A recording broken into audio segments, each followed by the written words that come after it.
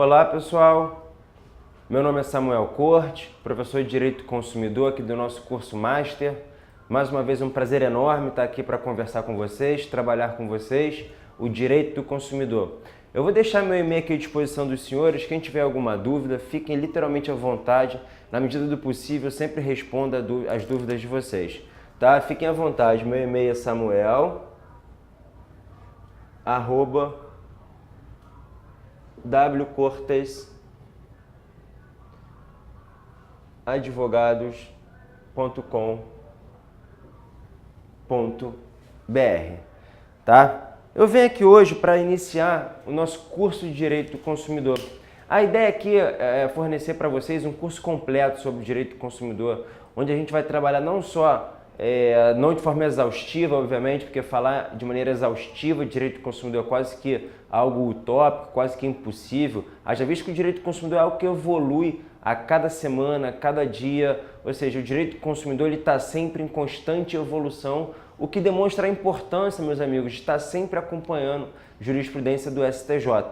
Então a ideia é iniciar esse curso de Direito do Consumidor, é trabalhar tudo aquilo que consta a título de regra positivada no Código de Defesa do Consumidor, na Lei 8.078 de 90, associar, portanto, a teoria àquilo que consta na lei, bem como trabalhar a jurisprudência de modo que a gente tenha um panorama completo hoje sobre o direito do consumidor, bem como os principais temas que vêm sendo trabalhados na jurisprudência do STJ. Tá? Então a gente inicia agora o nosso curso completo sobre o direito do consumidor. Toda vez que a gente inicia um curso, a primeira dúvida que nós temos é quanto à bibliografia.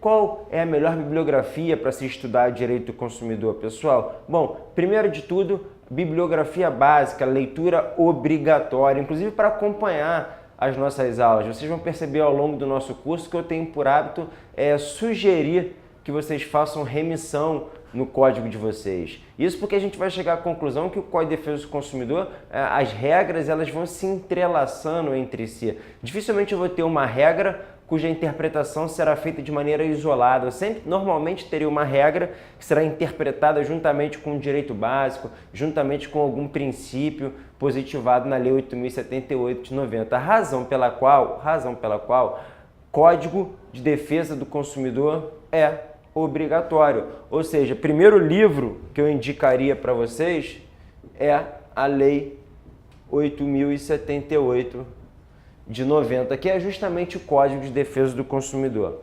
Tá? Então, pessoal, obrigatório ter o Código de Defesa do Consumidor. Principalmente no momento que nós estamos passando com provas de múltipla escolha. Né? A primeira fase dos concursos grandes, que são os concursos que nós almejamos, eles 100% são de maneira objetiva, pelo menos a primeira fase. Então eu tenho que conhecer a letra da lei, eu tenho que conhecer o direito positivado. Então, Lei 8.078 de 90, leitura obrigatória.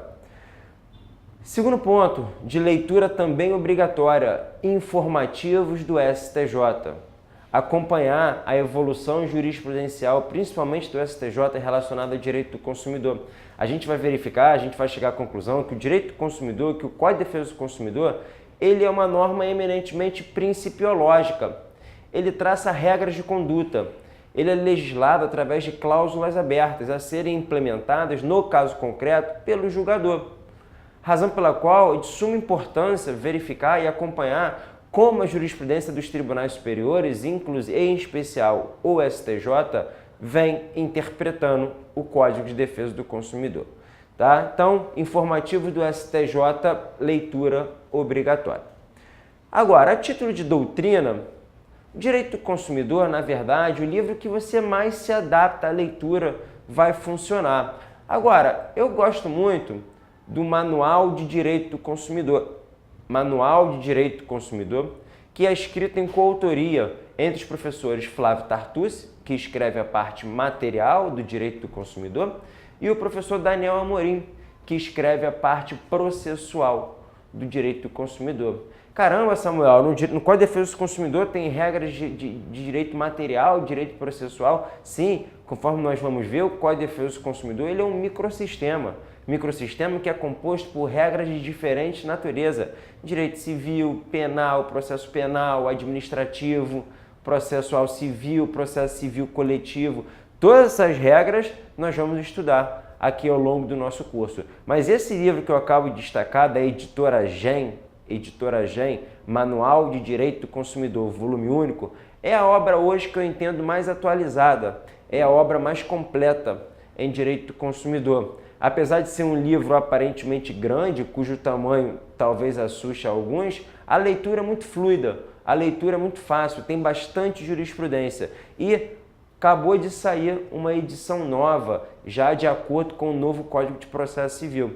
Então, pessoal, fica a dica, Manual de Direito do Consumidor, volume único, autores Flávio Tartucci e Daniel Amorim.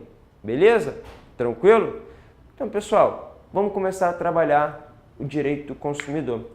Direito do consumidor, meus amigos, que Código de Defesa do Consumidor, para ser mais preciso, quando entrou em vigor, lá em 1990, lembrando que o Código de Defesa do Consumidor é a Lei 8.078 de 90, o Código de Defesa do Consumidor ele deu uma guinada de 180 graus em todo o direito privado brasileiro. O Código de Defesa do Consumidor inovou em diversas matérias, o Código de Defesa do Consumidor quebrou com paradigmas que até então eram previstos no nosso direito civil, porque até 1990 o que eu tinha era tão somente o Código Civil de 16, um código eminentemente patrimonialista, um código cujo patrimônio era o centro de tutela do ordenamento jurídico.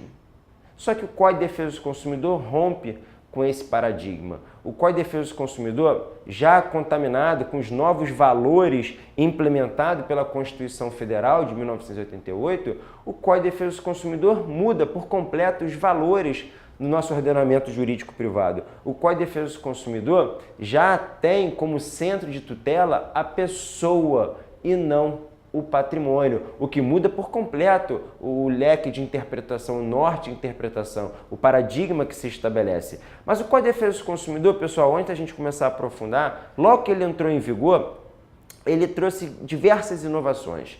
Dentre elas, as inovações que mais chamaram a atenção foram temas relacionados à responsabilidade civil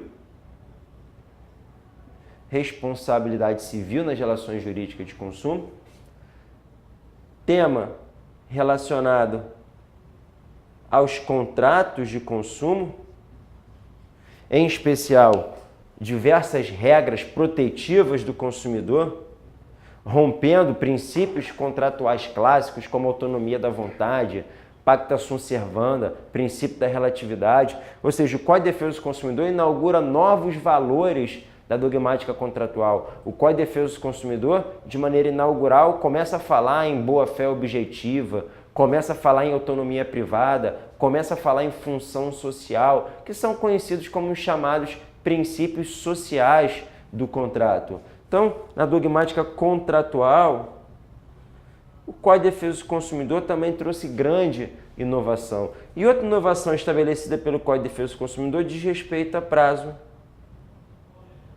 prescricional. Todas essas mudanças, obviamente, nós vamos trabalhar aqui ao longo do nosso curso. Pessoal, mas o direito do consumidor nem sempre foi assim. Antes, para a gente bem entender, para a gente bem compreender o direito do consumidor, a gente tem que fazer uma rápida passagem histórica, de maneira bastante objetiva, para não fugir ao propósito do nosso curso. Pessoal, a época que eu estou me referindo é lá atrás, no século passado, na época do liberalismo, na época depois da Revolução Industrial, Revolução Tecnológica. Até então, pessoal, o que se tinha era uma contratação totalmente paritária. As partes realmente, até então, eram livres para contratar, eram livres para escolher o seu parceiro contratual, era livre para escolher o conteúdo daquele contrato. Daí falar-se à época em autonomia da vontade.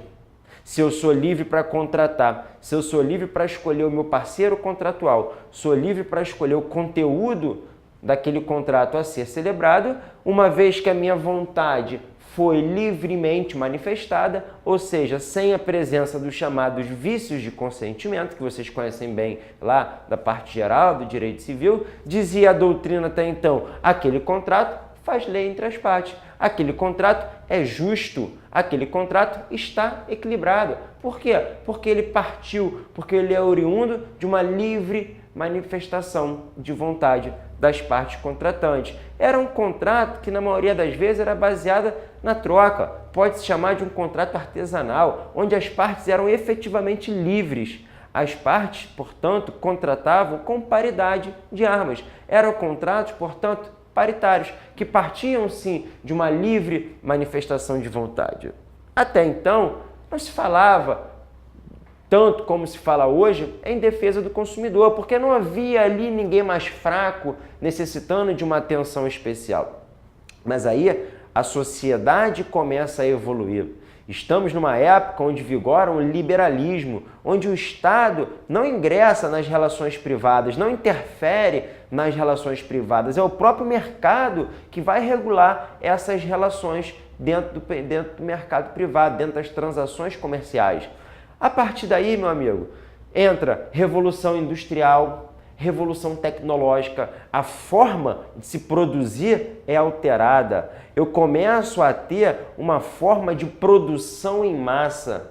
Essa produção em massa vai gerar uma distribuição em massa. Através dessas revoluções tecnológica, industrial, começa a se perceber que somente uma das partes é a detentora da informação relacionado àquele produto ou aquele serviço que será posto em circulação. Essa, na grande maioria das vezes, informação em poder de apenas uma das partes faz com que uma dessas partes da relação jurídica contratual, no nosso caso o consumidor, comece a exercer uma vontade não tão livre como era outrora, porque eu só consigo exercer vontade de maneira efetivamente livre, só consigo praticar um consumo efetivamente consciente se eu tiver o quê? A informação.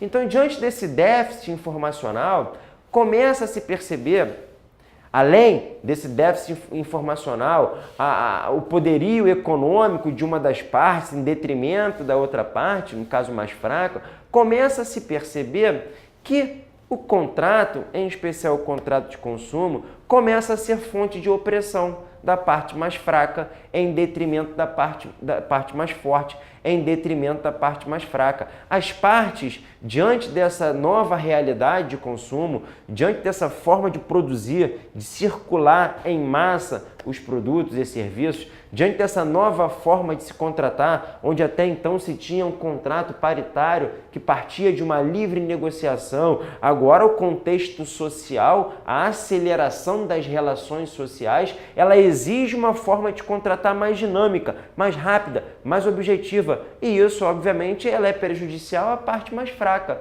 que não detém informação, que não detém meios de negociar substancialmente aquele contrato já previamente estabelecido, ou seja, são os chamados contratos de adesão. Então, diante desses fatores históricos, dessa mudança social, da forma de se produzir, da forma de se distribuir, da maneira como se consome, da maneira como se contrata, na maioria das vezes a informação não é repassada de maneira adequada ao consumidor. O consumidor, na imensa maioria das vezes, é economicamente mais fraco do que o fornecedor. Mas onde o ponto mais relevante em que pese essa notoriedade do poderio econômico é o déficit informacional e essa forma de se contratar através do contrato de massa. Porque repare, pessoal, através da forma de circular, de se produzir em massa, o que obviamente retira a qualidade do produto na sua produção, essa forma de se consumir em massa e essa forma de se contratar através do contrato de adesão, naturalmente foi acarretando uma desproporção de forças entre o fornecedor, que era o detentor da informação, que é o detentor da informação, o detentor do poderio econômico, aquele que estabelece as cláusulas contratuais no contrato de adesão, em detrimento da parte mais fraca. Começa a se perceber uma disparidade de armas. Aquele que outrora era livre para contratar e escolher o seu parceiro contratual e aquele conteúdo, começa a se perceber que ele não é tão livre assim. Pois, de novo, eu só consigo exercer um consumo efetivamente livre se eu estou em pé de igualdade com o meu contratante, se eu tenho que paridade de armas, se eu tenho que informação, se eu consigo que negociar efetivamente de maneira livre as cláusulas contratuais. E diante dessa nova realidade que se colocava no século passado, surge a necessidade de se buscar instrumentos capazes de reequilibrar essa relação jurídica que, por natureza, diante desse novo contexto social, já é uma relação jurídica que nasce de maneira desequilibrada. Isso se deu em todo o território, pessoal, não apenas aqui no Brasil, mas na Europa, nos Estados Unidos, até que, meus amigos, constatada essa nova realidade social, aproximadamente no dia 15 de março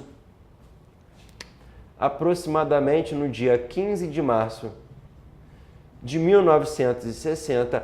Então é por isso que o dia 15 de março é tido como um dia mundial dos consumidores?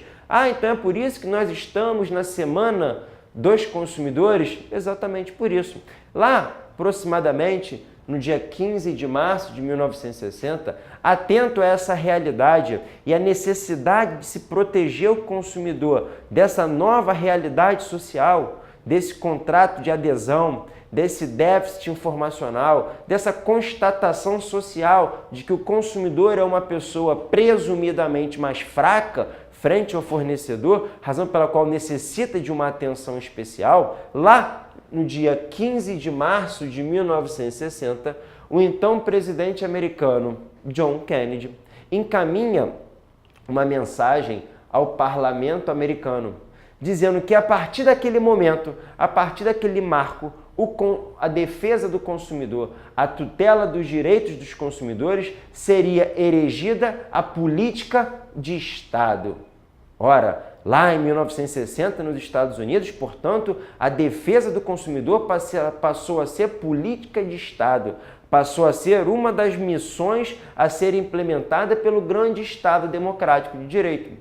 Mais que isso, pessoal, atenta à realidade que se colocava à época, contrato de adesão, revolução industrial, revolução tecnológica, forma de se contratar de adesão, consumo em massa, distribuição em massa, geradora, portanto, de dano em massa, a fim de tutelar de maneira evidente esse consumidor e a partir dali se desenvolver todo um ordenamento jurídico voltado para esse mistério, o então presidente John Kennedy, nessa mensagem, diz que todo e qualquer consumidor, meus amigos, tem, no mínimo, 4 grandes direitos básicos.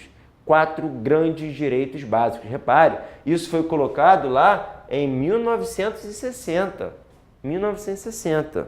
Esses 4 grandes direitos básicos que eu vou listar aqui para vocês, obviamente, eles foram positivados no nosso Código de Defesa do Consumidor.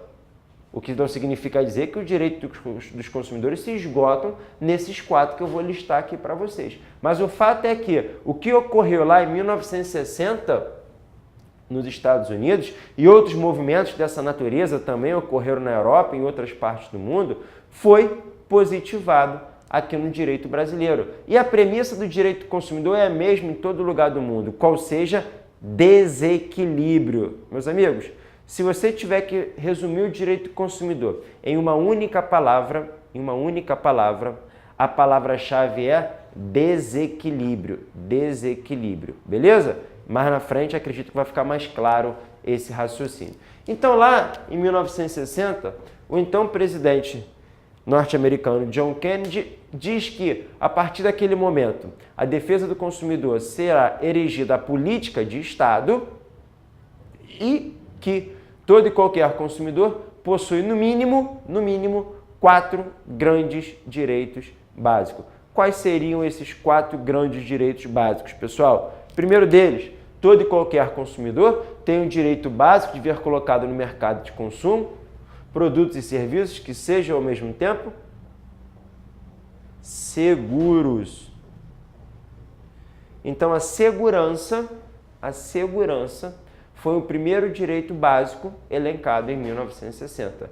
Todo e qualquer consumidor tem o direito de ver colocado no mercado de consumo produtos e serviços que sejam, ao mesmo tempo, adequado à finalidade a que se propõe, para a qual foi produzido, e bem como esse produto e esse serviço colocado no mercado de consumo tem que acarretar segurança, ou seja, não pode acarretar riscos imprevisíveis ou desarrazoados à saúde e segurança do consumidor. Beleza? O segundo direito básico que todo e qualquer consumidor possui é o direito de praticar um consumo consciente, ou seja, que o consumidor consuma, que o consumidor contrate ou adquira produtos ou serviços efetivamente consciente daquilo que ele está contratando ou daquilo que ele está adquirindo, ou seja, que o consumidor não seja induzido a consumir em razão, por exemplo, de práticas de marketing agressivas que camuflam informações sem as quais o consumidor possivelmente não teria contratado, que ele possa realmente praticar um consumo livre e consciente. Então esse é o segundo direito básico que o nosso Código de Defesa do Consumidor implementou e que foi dito lá atrás, em 1960. Agora, repare, eu só consigo ter um consumo seguro e um consumo consciente se eu for o quê, pessoal? Devidamente informado acerca dos riscos que esse produto acarreta à minha saúde, à minha segurança, se eu for devidamente informado quanto às características daquele produto, razão pela qual o terceiro direito básico que todo e qualquer consumidor possui é o direito básico à informação. Informação. Esse talvez seja o principal direito que todo e qualquer consumidor possui, o direito de ser informado. Repare, hoje acabou aquela história de que cabe ao consumidor buscar a informação a respeito do preço, das características, do modo de utilização, dos riscos que aquele produto pode acarretar à sua saúde e segurança. A informação é um direito básico do consumidor, razão pela qual o ônus de prestar essa informação de maneira adequada, de maneira clara, de maneira efetiva, de maneira prévia à celebração do negócio jurídico é todo do fornecedor, sob pena de arcar com as consequências da ausência de informação ou da prestação da informação de maneira deficitária. E essas consequências a gente vai ver ao longo do nosso curso com toda certeza. Lembrando que essa informação decorre do princípio maior, que é o princípio da boa-fé objetiva. E o último direito básico que todo e qualquer consumidor possui é o direito de ser ouvido, ou seja, é o direito que o consumidor tem de possuir canais de comunicação, canal de comunicação adequado perante o fornecedor, de modo que ele possa validamente, eficazmente e efetivamente realizar suas reclamações perante a figura do fornecedor. Então, o direito básico de ser ouvido, daí toda a regulamentação dos chamados serviços de atendimento ao consumidor.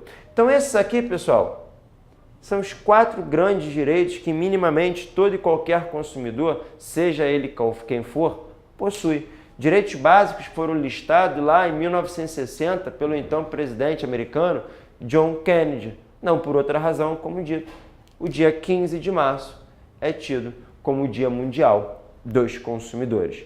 Beleza? Agora, a gente está falando lá em 1960, lá quando o presidente norte-americano constatou a nova realidade social que se tinha dentro do mercado de consumo. Quando fora constatado, portanto, que o fornecedor era uma pessoa mais forte e o consumidor, era uma pessoa mais fraca e necessitava-se de instrumentos jurídicos capazes de reequilibrar essa relação jurídica de modo que a partir dali ela possa se desenvolver de maneira paritária, de maneira justa, obtendo assim a tão famosa justiça contratual, justiça social. Mas isso aconteceu lá nos Estados Unidos. E no direito brasileiro, o que se tinha? Até então, meus amigos, no direito brasileiro, o que se tinha era tão somente o Código Civil. Código eminentemente patrimonialista. Código que tinha como regra geral da responsabilidade civil ser a responsabilidade civil de natureza subjetiva. Natureza subjetiva que implicava que o consumidor tinha o ônus de demonstrar o dano, o nexo de causalidade, a conduta ilegal, bem como o elemento subjetivo. Tinha que demonstrar a culpa ou o dolo do fornecedor quando buscava ser reparado por eventual prejuízo causado por um produto ou por um serviço, o que dificultava sobremaneira a busca pela reparação integral. Além disso, a dogmática contratual que vigia no Código Civil 16, como colocado, Código eminente patrimonialista, vigorava tão somente os princípios contratuais clássicos, autonomia da vontade, pacta sunt servanda, princípio da relatividade, o que na maioria das vezes tornava aquele contrato injusto para o consumidor, acarretava a ele uma excessiva onerosidade diante de fatores econômicos, fatores sociais, que acarretavam um desequilíbrio ainda maior naquela relação jurídica, o que fazia com que aquele contrato fosse uma fonte de opressão, o que fazia com que aquele contrato fosse fonte de renda apenas para a figura mais forte que com ele se beneficiava, que era a figura do fornecedor. Então, tudo aquilo que foi colocado lá em 1960 pelo então presidente americano John Kennedy, estabelecendo esses 4 grandes direitos básicos, no direito brasileiro só começa a se desenvolver com o advento da Constituição de 88. Ou seja, é justamente com o advento da Constituição de 88 que o direito do consumidor brasileiro começa a se estruturar, começa a ganhar a roupagem que hoje ele possui. Então vamos verificar, meus amigos, na Constituição, o que ela reserva para o direito do consumidor. Vamos lá no nosso artigo 5º, inciso 32 da Constituição, que diz o seguinte: o Estado promoverá, na forma da lei, a defesa do consumidor. Então, repare, promover a defesa do consumidor é uma incumbência de todo o Estado. Estado aqui no seu sentido lato. Ou seja, promover a defesa do consumidor, ela cabe a todos. Cabe ao Poder Judiciário, cabe ao Poder Legislativo, cabe ao Poder Executivo, cabe aos próprios fornecedores, principalmente em razão do princípio da boa-fé objetiva, cabe aos consumidores, portanto, zelarem pelo bem-estar dos consumidores. Então, a defesa do consumidor é um direito e garantia fundamental do indivíduo. Repare, não pode ser suprimido nem mesmo por emenda constitucional. É cláusula pétrea. O que significa dizer que nessa seara tem lugar aquele famoso princípio constitucional da vedação ou retrocesso.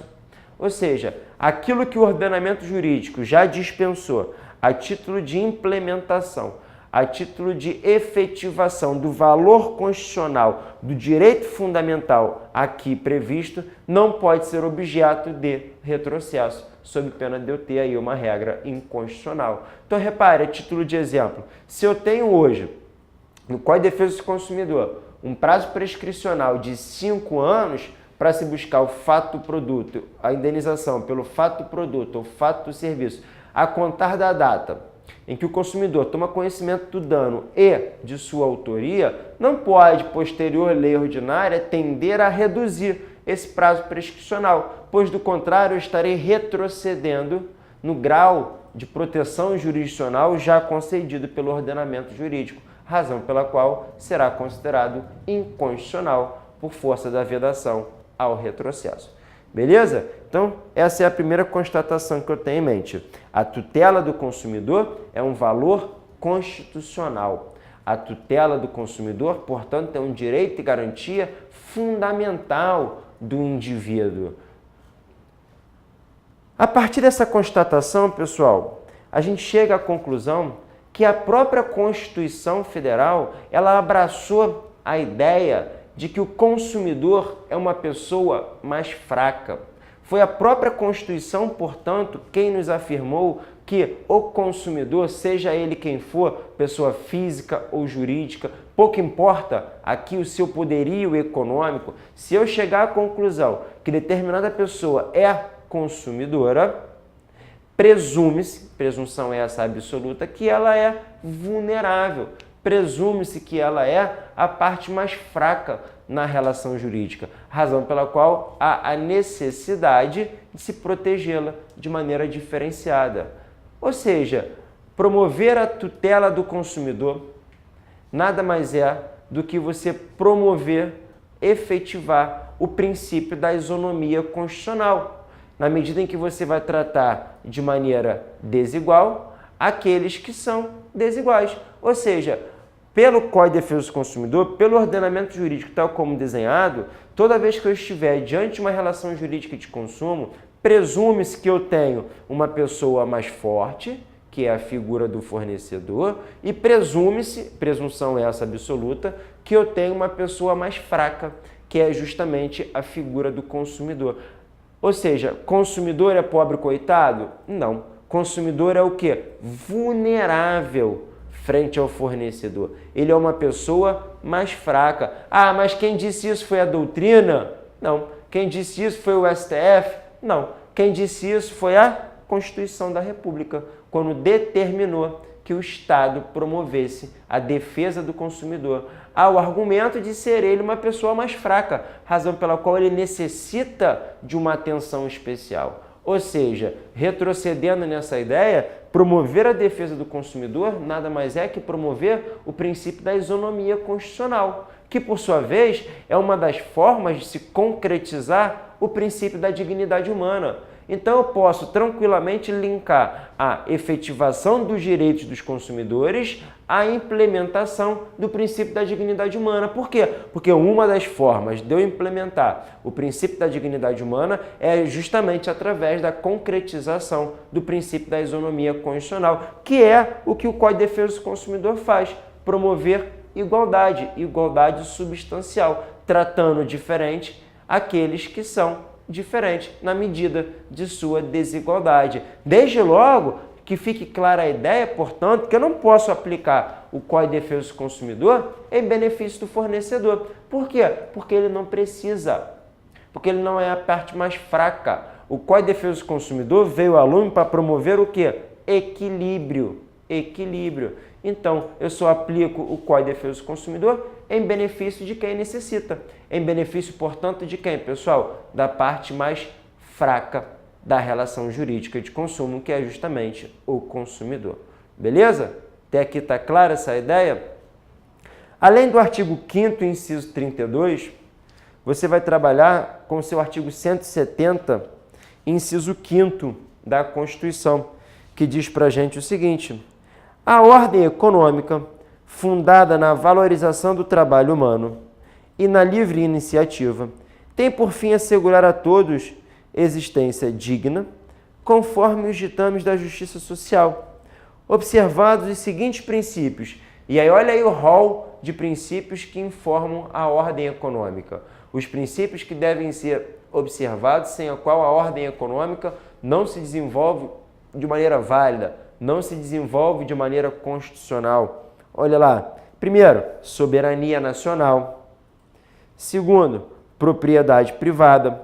Terceiro, função social da propriedade. Quarto, a livre concorrência. Quinto, a defesa do consumidor. Então, repare, a ordem econômica só vai se desenvolver de maneira válida se, ao mesmo tempo, os consumidores estiverem com seus direitos resguardados. Lembrando que a proteção do consumidor é um valor constitucional, é um direito fundamental da nossa nação, do nosso ordenamento jurídico. E a ordem econômica só se desenvolve de maneira válida se o direito do consumidor for efetivamente respeitado. Agora, todos esses valores que informam a ordem econômica, eles devem ser trabalhados de maneira harmônica, ou seja, toda vez que eu estiver trabalhando com o direito do consumidor, toda vez que eu me deparar com um conflito envolvendo o direito do consumidor, eu tenho sempre que ter em mente que o consumidor é uma pessoa vulnerável. Vulnerabilidade essa que decorre pelo flagrante e presumido desequilíbrio existente na relação jurídica de consumo. O que significa dizer que, quando eu busco tutelar o consumidor, o que eu busco fazer, seja no direito material, seja no direito processual, nada mais é que o que? Conferir equilíbrio para essa relação jurídica de consumo. Agora, quando eu for tutelar o consumidor, eu tenho que ter em mente que eu não posso, diante dos valores que informam a ordem econômica, diante do escopo do direito do consumidor, eu não posso proteger o consumidor de tamanha forma, em demasia, de modo a desequilibrar a relação jurídica, agora em desfavor do fornecedor. Ou seja, os interesses dos consumidores com os interesses dos fornecedores devem ser o quê? Harmonizados, de modo que eu possa ter uma relação jurídica sendo desenvolvida de maneira justa. Então eu tenho que ter esse cuidado de tutelar o consumidor de modo a alcançar o equilíbrio, mas sempre tendo em mente que eu não posso simplesmente tutelá-lo de toda e qualquer maneira, com toda a minha força, pois do contrário eu posso estar desequilibrando a relação jurídica em desfavor dos fornecedores, o que não é essa a ideia. A ideia aqui é o contrário, a ideia aqui é conferir equilíbrio entre as partes envolvidas na relação jurídica de consumo.